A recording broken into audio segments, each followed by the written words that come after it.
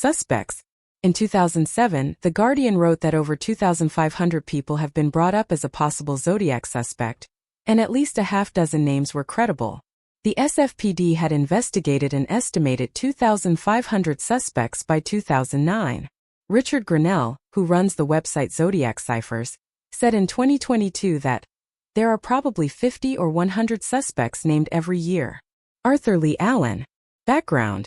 The only man ever named by the police as a Zodiac suspect is Arthur Lee Allen, a former elementary school teacher and convicted sex offender, who died in 1992. Allen denied being the culprit. In Zodiac, Gray Smith advanced Allen as a potential suspect, based on circumstantial evidence. Allen had been interviewed by police from the early days of the Zodiac investigations, and was the subject of several search warrants over a 20-year period.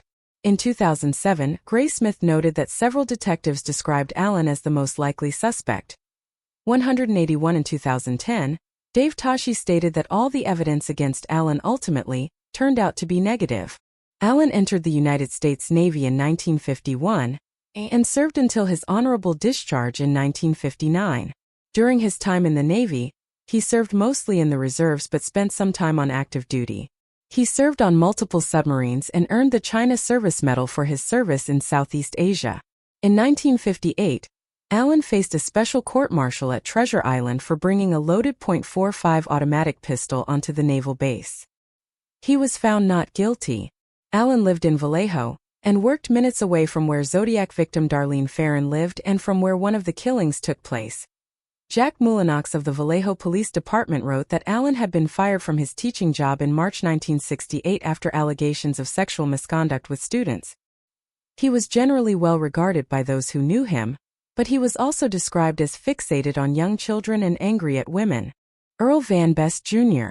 In 2014, Gary Stewart and Susan Mustafa published a book, The Most Dangerous Animal of All, Searching for My Father, and Finding the Zodiac Killer, in which Stewart claimed his search for his biological father, Earl Van Best Jr., led him to conclude Van Best was the Zodiac.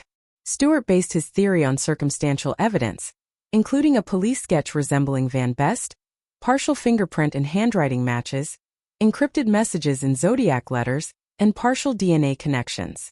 In 2020, the book was adapted for FX Network as a documentary series.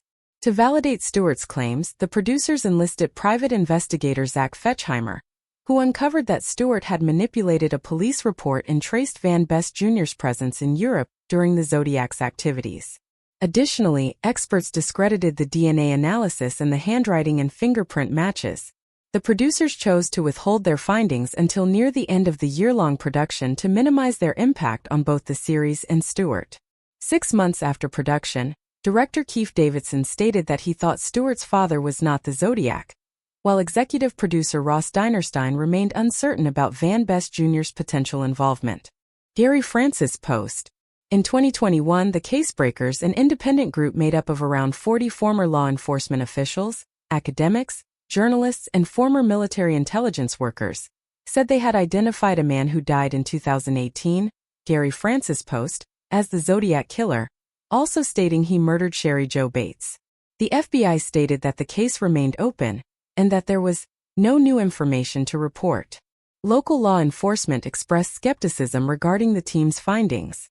Riverside Police Officer Ryan Railsback said the Casebreakers' claims largely relied on circumstantial evidence. Rumors about Post as a suspect had been investigated by the SFPD in 2017. They visited his jail, but declined to say if they interviewed him. In 2023, the Casebreakers claimed an FBI whistleblower told them the Bureau had considered Post a suspect since 2016. Post was an Air Force veteran. He had a history of violence. He pushed his wife into a wall, breaking her pelvis, and his relative claimed Post tried to attack him with a hammer. Post allegedly had a group of young male followers who he trained to be killing machines, and who often attacked animals. One piece of evidence used by the Casebreakers involved forehead scars that were supposedly present on both Post and the Zodiac. Tom Voigt called the claims bullshit, noting that no witnesses in the case described the Zodiac as having forehead scars. They also say that the Zodiac and Post had the same shoe size, and claim that DNA from the Bates murder will match Post's. Post had been investigated as a suspect in the case since at least 2014 by TV news anchor Dale Julin. Julin filed affidavits in court that said he interviewed Post in 2017, and Post admitted to being the Zodiac. The Union Democrat found the information in the affidavits to be unverifiable.